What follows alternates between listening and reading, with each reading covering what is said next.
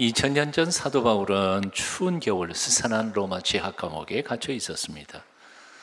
평생 복음을 전하며 매맞은 상처로 온몸이 쑤시고 아픈 병든 늙은 몸으로 늘 곁에 지키고 있던 제자들마저 다 곁을 떠나가 버리고 다가오는 죽음을 거의 홀로 맞고 있었습니다. 그럼에도 불구하고 그가 쓴 빌립보서를 보면 오히려 기쁨이 충만해 있음을 우리는 발견하게 됩니다. 빌립보서 1장 18절입니다. 전파되는 것은 그리스도니 이로써 내가 기뻐하고 또한 기뻐하리라. 빌립보서 2장 17절입니다. 만일 너희 믿음의 제물과 봉사 위에 나를 관제로 제물로 바칠지라도 나는 기뻐하고 너희 무리와 함께 기뻐하리라. 심지어 사도 바울은 감옥 밖에 있는 사람들을 향하여 이렇게 명령합니다. 빌립보서 2장 18절입니다. 이와 같이 너희도 기뻐하고 나와 함께 기뻐하라. 3장 1절 정말로 나의 형제들아 주 안에서 기뻐하라. 오늘 본문 4장 4절 주 안에서 항상 기뻐하라. 내가 다시 말하노니 기뻐하라. 무엇이 그렇게 병들고 철하고 외롭고 병약한 노인을 그렇게 강하게 만들 수 있었을까? 어떻게 그렇게 감격하며 기쁨 충만한 편지를 쓸 수 있게 만들었을까?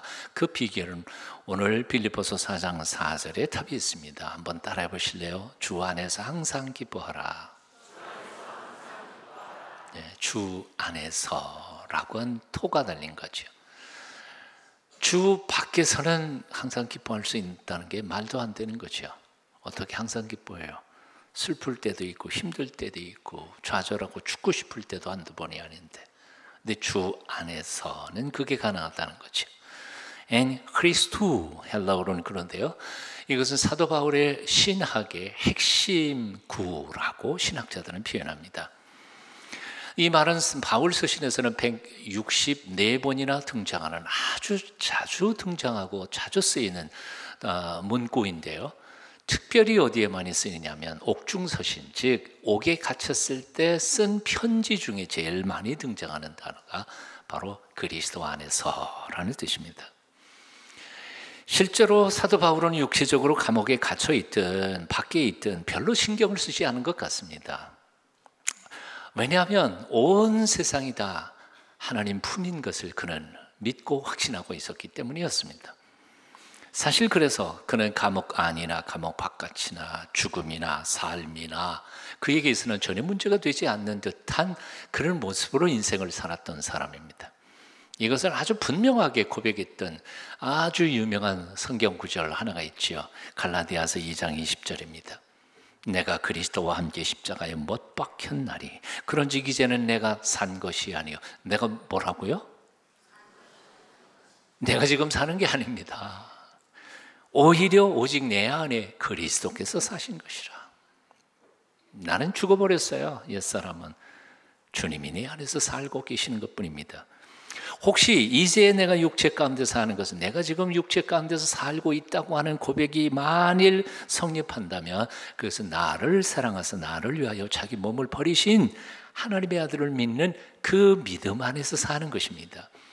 사실 이 고백은 죽음도 삶도 이미 초월해버리고 감옥이나 감옥 바깥이나 상관없는 기쁨 충만한 삶을 살고 있었던 것입니다.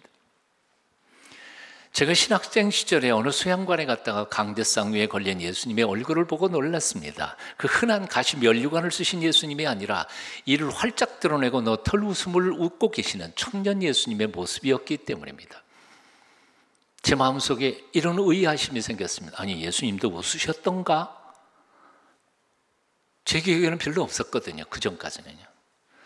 십자가에서 피 흘리거나 겟세마네 동산에서 피땀 흘리기까지 기도하는 예수님은 내게 익숙했었습니다. 성전에서 의식하는 서기관들과 바리새인들을 혼내시는 예수님, 열매 없는 무화과 나무를 저주하시는 예수님은 성경에서 내가 익히 발견했고 알았습니다. 하지만 호탕하게 너털 웃음을 터뜨리는, 이빨을 드러내시면서 웃으시는 그런 예수님, 난 한 번도 상상해 본 적이 없었던 겁니다. 그러나 그 그림을 본 이후로 저는 예수님에 대한 생각을 다시 생각해 보기 시작했습니다. 정말 예수님 어떠셨을까? 그리고 성경을 다시 읽으면서 저는 놀라운 사실들을 발견하기 시작했습니다. 성경은 진노와 심판의 책이 아니라 사랑과 기쁨의 책이라는 사실입니다. 여러분 믿으세요? 우리는 자꾸 심판만 읽어요. 혼낸다는 것만 읽어요. 그런데 사실은 더 많은 부분 속에 하나님께서는 생명과 축복과 축제에 대한 말씀을 하고 계신다는 사실이에요. 성경은 죽음과 장례식의 책이기보다는 생명과 축제의 책이라는 것입니다.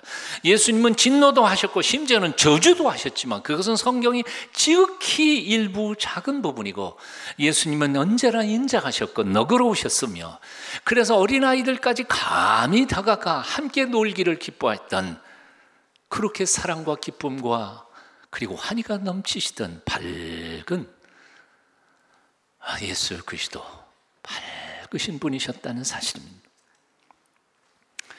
흔히들 우리가 너무나 다 잘 아는 얘기죠. 한국교회 성도는 기도할 때 울고 말씀 들을 때 은혜 받았다고 울고 하는 게 우리가 습관이지만, 파란 눈에 미국 선교사님의 눈에는 그게 조금 이상하게 보였습니다. 그래서 한국 친구 목사님에게 물었다면서요. 왜 한국의 크리스천들은 항상 그렇게 슬퍼하며 웁니까? 그랬더니 목사님이 너무 당황해서 핑계를 이렇게 댔습니다. 예, 우리는 십자가에 달리신 예수님의 고난을 묵상하다가 보니까 자꾸 웁니다. 선교사님이 이렇게 대답하셨다는 거예요. 아니, 한국교회 성도는 예수님이 십자가에 달리실 것뿐만 아니라 다시 3일 만에 부활하셨다는 사실을 잊어버리셨나요? 어쨌든 우리 한국인들은 유달리 눈물이 많습니다. 웃음보다는 슬픔이 발달된 민족입니다. 그래서 연속곡 보면서도 울고 설교 들으면서도 은혜 받았다고 눈물을 흘려야 은혜 받은 증거가 되는 것처럼 보입니다. 그래서 그런지 예수님을 믿으면서도 우리는 눈물을 섞어서 믿어야 예수 잘 믿는 것처럼 보입니다. 하지만 분명한 것은 예수님은 슬픔보다는 기쁨의 주님이시라는 사실입니다. 한번 따라해 보실래요? 예수님은 기쁨의 주님이시다. 확실히 믿으세요? 슬퍼하시기보다는 기뻐하시는 분이세요. 죽음보다는 생명의 주님이십니다. 절망보다는 소망의 주님이십니다. 그래서 그분 안에 있는 모든 사람들은 오히려 슬퍼하기보다는 기쁨이 충만한 사람들, 즉 기쁨을 선물해 주시는 분이 바로 우리 주님이시라는 거죠. 그래서 그 주님이 오시는 것을 기다리는 절기인 대림절은 당연히 기쁨의 절기이고 축제의 절기이어야만 한다는 거예요. 1년 다른 때는 뭐 슬프게 하고 답답해 할지 몰라도 적어도 성탄절 가까우는 이 대림절 한 달 동안만큼은 좀 다 잊어버리고 기뻐하면서 즐거워해야 된단 말이에요. 그래서 얼굴 좀 펴셔요. 대림절 기간 동안에 이렇게 쭈그리고 예배드리지 말고요. 오늘 대림절, 오늘 셋째 주일의 본문들을 주의 깊게 한번 읽어보십시오. 모두 다 절망하고 낙심하는 하나님의 백성들에게 기뻐하라고, 찬양하라고 선포하는 명령들입니다. 스바냐 3장 14절입니다. 시온에 따라 노래할지어다, 이스라엘아 기쁘게 부를지어다, 예루살렘 따라 전심으로 기뻐하며 즐거워할지어다.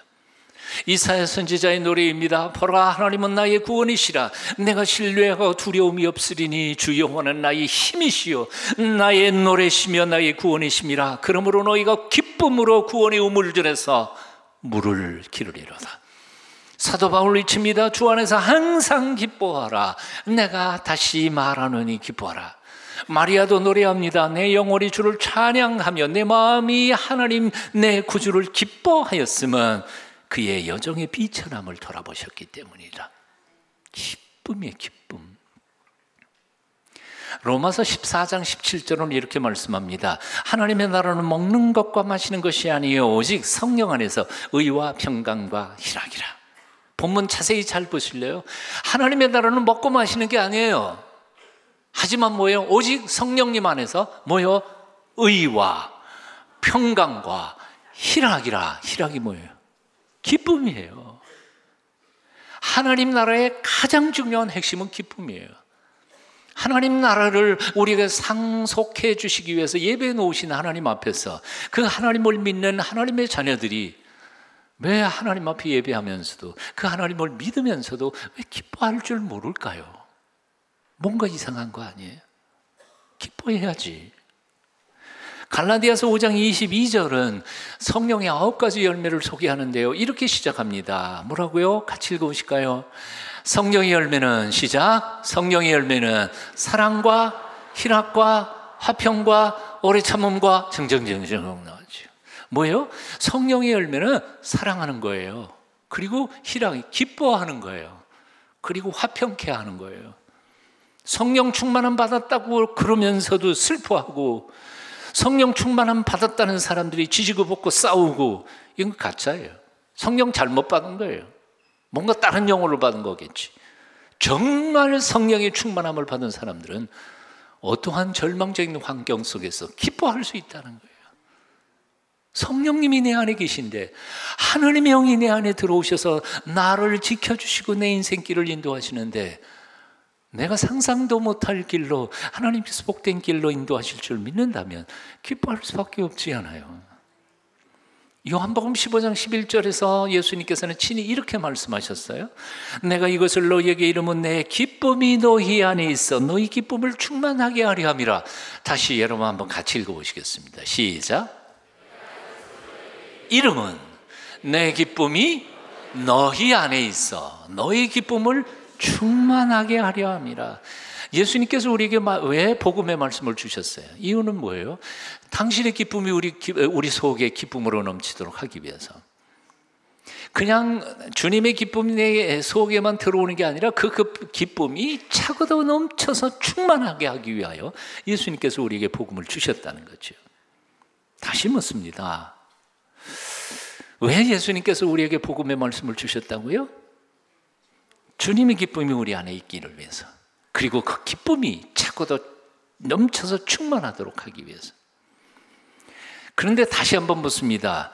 왜 우리는 예수님의 말씀을 믿고 그리고 그 말씀대로 살아갑니까? 제가 한번 설명을 해볼까요? 힘들지만, 어렵지만, 그리고 재미도 하나도 없지만 천당 가기 위해서 할 수 없이 도수장으로 끌려가는 송아지처럼 그냥 질질 끌려 가기 위해서 예수님께서 우리에게 말씀 주셨나요? 아니라는 거예요. 하나님의 말씀 한 절 한 절 묵상하면서 깨닫는 것이 기쁨이라는 거예요. 그 말씀의 뜻을 몰라서 지금 우리가 그런 거지, 묵상하는 게 짐이 아니라는 거예요. 말씀 넣는 게 괴로운 일이 아니라는 거예요. 하나님의 약속의 말씀을 제대로 받고 깨닫고 그 말씀대로 살아가는 것은 축제라는 거예요. 무거운 삶이 아니라고요. 주님께서 왜 어려운 일, 재미도 없는 거, 그리고 힘드는 일을 쫙 맡겨놓고 너 고생 좀 해볼래? 고생 잘하면 이 다음에 천당 보내줄게. 그게 아니라는 거예요. 성서신학의 대가인 윌리엄 바클레이는 이렇게 말했습니다. 기쁨이란 말은 신약 성경에서 가장 많이 등장하는 단어 중에 하나님을 우리는 결코 잊지 말아야 할 것입니다. 뭐라고요? 성경 속에 가장 중요한 단어, 많이 등장하는 단어가 기쁨이라는 거예요. 기뻐하라는 거예요. 크리스천의 삶은 기쁨이 핵심이라는 거예요. 그래서 오늘날 예수 믿는 사람들은 왜 이렇게 안 기쁜지 몰라요. 하기 싫고요. 그래서 요게 영적 전쟁인데요. 왜 그런 느낌을 우리에게 누가 주었을까 하는 거예요. 사탄이라는 놈이, 야, 하나님 말씀 재미없어. 그건 그대로 지켜 행하면 하나도 행복하지 않고 오히려 불행하고 힘들고 무겁고 괴로운 거야. 사탄에게 속지 마십시오. 주님이 말씀하신 거 아니에요. 내가 이 말씀을 준 것은 너희로 하여금 너희 속에서 기쁨이 충만해서 내 한 번밖에 못 사는 삶을 축제로 살도록 하기 위해, 기쁘게 살도록 하기 위해 준 거다. 믿으셔야 합니다. 주님 안에 있는 사람은. 조지 맥덜란드라는 사람은 이렇게 말했습니다. 웃기를 두려워하는 마음은 하나님을 믿지 않는 마음이다. 뭐라고요? 왜 웃지 못해요? 왜 우울증에 걸리고 두려워해요? 이유는 간단합니다. 하나님 못 믿으니까요. 하나님이 전능하신 거 못 믿어요. 하나님이 나를 사랑하신다는 사실을 못 믿어요. 못 믿으니까 내일은 어떻게 될지 몰라요. 불확실한 내일 때문에 우울해져요. 그리고 두려워요. 한마디로 말하면 두려워하는 이유가 뭐예요? 불신이에요. 그래서 그것은 죄예요. 왜 요즘에 현대인들이 우울할까요? 남편의 사랑을 확신할 수 없으니까 우울해요. 아내는요. 아내의 사랑이 확실하지 않으니까, 변심할지도 모르니까 남편들도 우울해요. 내일이 너무너무 불확실해요. 그러니 오늘 아무리 많은 거 쌓아놓고 살아도 하나도 기쁘지가 않아요. 내일이면 확 날아갈지도 모른다고 생각하니까요. 어쩌면 나 암 걸려서 죽을지도 몰라. 그러니까 우울해요. 행복하지 않아요. 그러나 만일 우리가 그 모든 불확실한 것들을 몽땅 다 합해서 하나님께서, 전능하신 하나님께서 가장 좋은 것을 만들어가고 계신다는 사실을 확신할 수만 있다면 여러분 항상 기뻐할 수 있을까요? 로마서 8장 28절이 그 얘기하고 있잖아요. 하나님을 사랑하는 사람들, 곧 그 뜻대로 부르심을 입은 사람들을 위하여 하나님께서는 모든 것을 합해서, 그 모든 것 속에는 암 걸린 것도요, 사업 망한 것도요, 대학 떨어진 것도요, 몽땅 다 합해서 하나님은 가장 좋은 것 만들어 가고 계십니다. 로마서 8장 28절이에요. 그러므로 사랑하는 여러분, 왜 기쁨을 주시기를 원하시는 예수 그리스도를 마음속에 믿는다 하면서도 왜 그렇게 우울하게 사세요? 왜 두려워하면서 사세요? 왜 절망하고 낙심하면서 사시느냐 그 말이에요. 기뻐하세요. 옆에 있는 사람 얼굴 쳐다보시면서 공갈 협박하시는 말고 밝은 웃음으로 목숨이 약하거든 기뻐하십시오.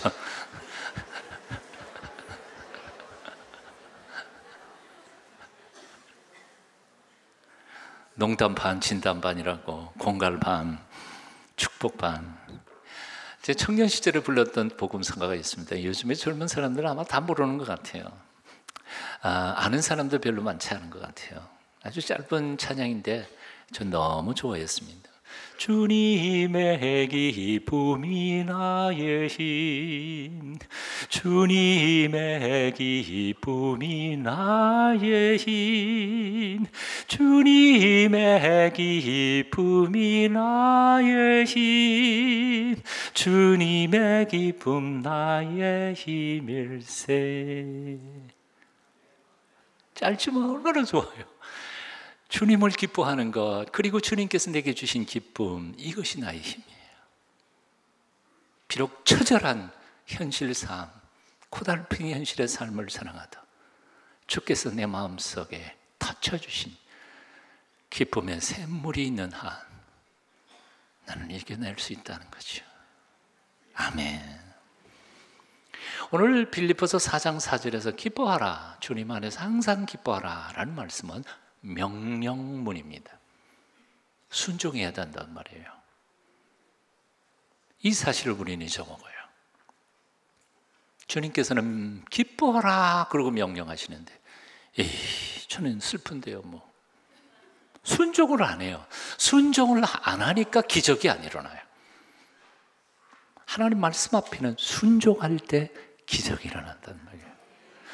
빌립보서 4장 7절 그 끝부분에 보여 우리가 알지 못하는 크고 비밀한 방법, 우리의 머리로는 이해할 수 없는 하나님의 평강이 너희 마음과 생각을 지켜주시리라. 순종할 때요. 유기적 영향 때문인지 우리는 너무 굳어 있습니다. 너나 할 것 없이요. 특별히 저 같은 경우에 처절한 유교 집안에서 태어났고 아버지의 영향으로 우스갯소리를 잘 못할 뿐만 아니라 저의 최대의 약점은 조크를 못한다는 거예요. 조크를 하면 사람들이 굳어버려요 다. 참 웃기고 싶은데 안 웃어. 오히려 싸늘해요. 우리 집안이 조금 얼마나 엄격했었든지요. 우리 큰딸내미 2살 이렇게 안고 있으면 얼마나 이뻐요 애가. 이뻤거든요. 내 딸이라 그런 게 아니고 하여튼 이뻤어요. 근데 이뻤는데 이렇게 안고 있어 얼마나 이쁩니까? 그런데 우리 어머님이 문 열고 더 들어오다가 보는 순간 어떻게 해요? 우리 집사람한테 던져. 우리 어머니 평생 이렇게 말씀하셨던 거죠. 아무리 이뻐도 그렇게 너무 이쁘게 이뻐하는 거 아니다. 안고 있는 거 들킬까 봐 그냥 던지는 거예요. 그만큼 엄격했던 유교적인 집안이었던 것 같아요. 그러니 뭐 유머 그런 거 어디 있어요? 못해요. 네, 할 수 없어요. 그래도 이대로 살다가 죽을 수는 없고 배우려고 애를 쓰는데 참 그게 힘드네요. 은퇴를 몇 년 앞두고 나니까 그 친구들하고도 얘기 쭉 나누면서 이런 얘기들이 저한테 들려왔습니다. 한번 따라해 보실래요? 늙어도 꼰대가 되지 않으려면 부드러워져야 한다. 교장 퇴직하고 지금 할 일 없이 돌아다니는 내 친구들이 카톡에 올려놨더라고 그걸. 늙어도 꼰대가 되지 않으려면 부드러워야 된대. 손자 손녀도요, 할아버지가 폼 잡으면 가까이 오겠어요? 안 와. 우리 외손자가 저를 무서워해. 그래서 부드러워져야 돼요. 사랑하는 여러분, 예배를 장례식처럼 드려야 하나님이 받으신다는 생각 청산해 버리십시다. 아니, 오히려 하나님께서는 우리 아버지 앞에 재롱 부리는 자식들처럼, 어린 꼬마들처럼 기뻐하며 감사하며 드리는 예배를 하나님이 가장 기쁘시게 받으실 줄로 믿습니다. 그러니 억지로라도 좀 재롱 좀 피우세요. 하나님 아버지 앞에 입 좀 딱딱 벌리면서 기쁘게 찬양하시라고요. 1964년 8월 쿠진스라고 하는 사람이 열병과 무력증에 고통을 당하고 있다가 2, 3일 발병한 지 2, 3일이 안 돼서 그 갑작스럽게 목, 팔, 손, 손가락, 다리 거의 다 움직일 수 없는 상태가 되어버리고 말았습니다. 무슨 병인지는 모르는데 여하튼 회복될 확률이 의학적으로 0.2%밖에 안 됐다고 합니다. 의사들이 다 손 털고 나갔습니다. 그런데 본인만큼은 어때요? 0.2%의 회복률이라고 본인 목숨 포기할 수 있어요? 그럴 수는 없잖아요. 그러니까 도대체 내가 무슨 병에 걸렸는지를 수소문해가면서 알아보기 시작한 겁니다. 자기 병 증세나 이런 거 쭉 알아보다가 보니까 이렇게 발견된 거예요. 스트레스에 의하여 초래된 부신탈진증. 나 이건 무슨 뜻인지 몰라요. 여러분도 몰라도 돼요. 뭐 그런 게 있다는 거고. 그런데 이것은 긍정적 사고가 아니라 부정적인 생각을 하면 할수록 몸의 화학적 균형 상태가 깨뜨려져서 증세가 악화되어 간다는 사실을 발견하게 됩니다. 그래서 그가 부정적인 생각을 고치려고, 그리고 하나님 앞에서는 불가능한 것이 없다는 믿음을 가지고 웃음 치료법을 개발해서 시작한 겁니다. 억지로라도 웃으면서 웃음 치료법으로 자기 몸을 고치려고 노력한 겁니다. 굉장히 오래된 거죠. 1964년이니까요. 그런데 몇 달 만에 완치됩니다. 완치되고 난 후에 그가 이렇게 적습니다. 10분간의 큰 웃음은 마취 효과를 일으켜서 2시간 이상의 고통 없는 수면을 가지게 했다는 거죠. 10분 동안 막 크게 활짝 웃으면 이 마취제 없이도 2시간 동안 통증 없이 깊은 숙명에 들 수 있게 했다는 자기 간증이었던 거죠. 1979년도에 나온 환자들을 통해 본 병의 해부학이라고 하는 논문에 나오는 이야기입니다. 잠언 17장 22절은 이렇게 말씀합니다. 마음의 즐거움은 양약, 좋은 약이라도 심령의 근심은 뼈로 마르게 하느니라. 굉장히 의학적인 표현이죠. 잠언 15장 15절에 마음이 즐거운 자는 항상 뭐해요? 잔치하느니라. 똑같이 예수 믿어도요, 어떤 사람은 밤낮 잔칫날처럼 사는 사람이고요, 어떤 사람은 장례식 치르면서 사는 것처럼 예수 믿는 사람이 있어요. 선택은 여러분들이 알아서 하세요. 어떻게 하실래요? 나는 우리 동순교회 성도님들이 전능하신 하나님, 나를 사랑하시는 아버지 하나님을 믿고 날마다 잔치하면서 축제로 인생을 살게 되시기를 축원합니다. 옆에 있는 사람 얼굴 쳐다보시면서 다시 한 번 더 목숨이 아깝거든 기뻐하세요. 나이가 90이 된 할머니가 있었습니다. 살았죠. 하나님의 사자가 100살 된 남편 아브라함에게 찾아와서 내년 이맘때 네 아내가 아들을 낳을 것이다, 그렇게 말씀을 전합니다. 천막 속에서 그 얘기를 듣던 사라 할머니가 킥하고 웃었습니다. 세상에, 하나님도 웃기시는 분이지 이 안산에 무슨 애를 낳는단 말인가. 올해 30여 년 전, 오래전에 유학 시절에 저를 신약학을 가르치셨던 여자 교수님 책을, 이 본문을 가지고 책을 한 권 쓰셨어요. 책 제목이 웃기시는 하나님. 정말 웃기는 제목이에요. 웃기시는 하나님. 그분의 내용은 이런 거예요. 처절하고 포기하고 무력하고 소망이 없는 사람들에게 찾아오셔서 하나님은 위로하시고 힘주시고 능력 주심으로 웃음을 되찾게 하시는 분이 바로 우리 하나님이시라는 거죠. 아멘. 하나님이 그런 분이라는 거예요.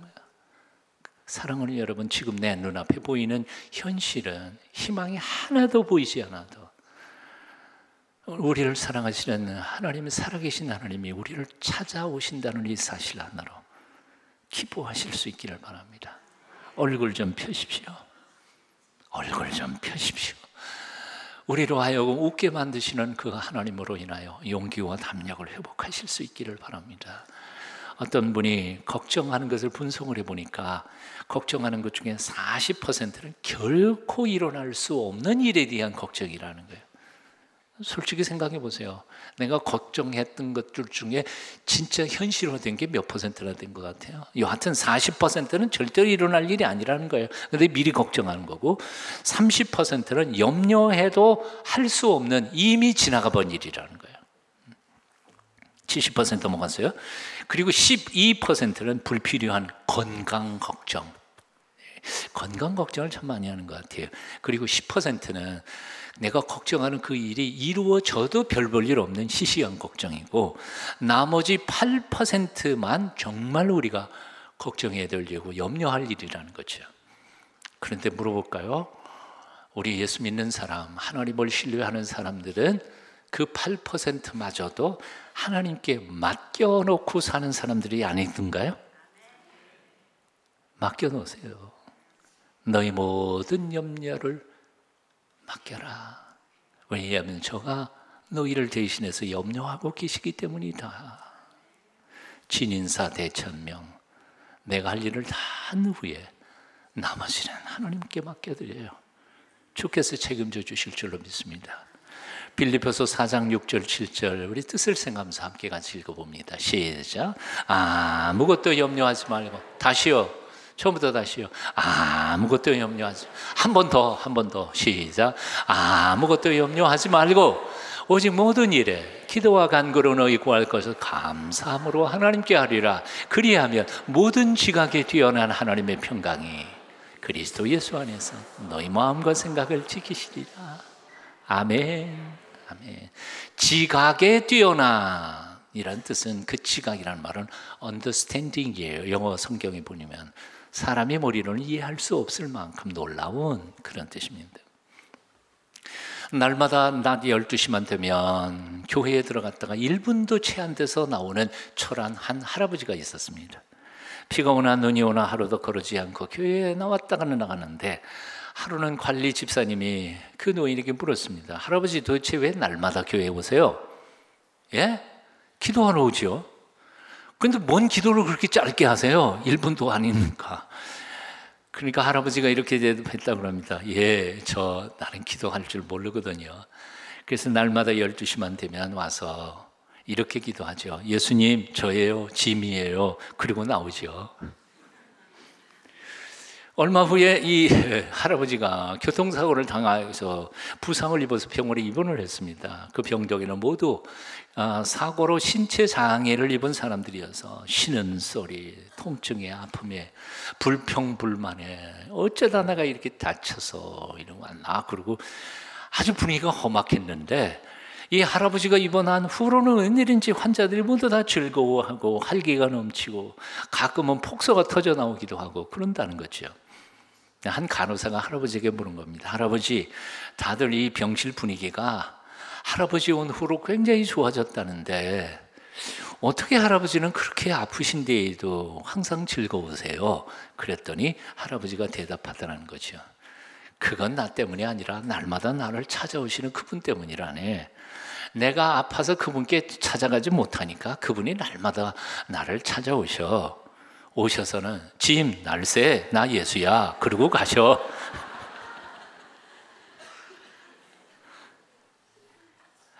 우리는 요즘 기도를 너무 어렵게 하는 건 아닐까? 순전한 기도란 무엇일까? 우리에게 충만한 기쁨을 주기 위해 오시는 예수님을 기다리는 대림절 첫째 주일 아침입니다. 짐 할아버지처럼 순전한 기도와 주님과의 깊은 교제가 이 한 주간 동안 여러분과 함께 하시기를 축원합니다. 기도하겠습니다. 대림절 셋째 주일, 우리들이 처한 삶의 환경과 조건은 아무리 힘들고 어려워도 나를 잠잠히 사랑하시며 기뻐하시는 주님 품 안에서 항상 기뻐하는 믿음으로 살게 도와주시옵소서. 예수님 이름으로 기도합니다. 아멘.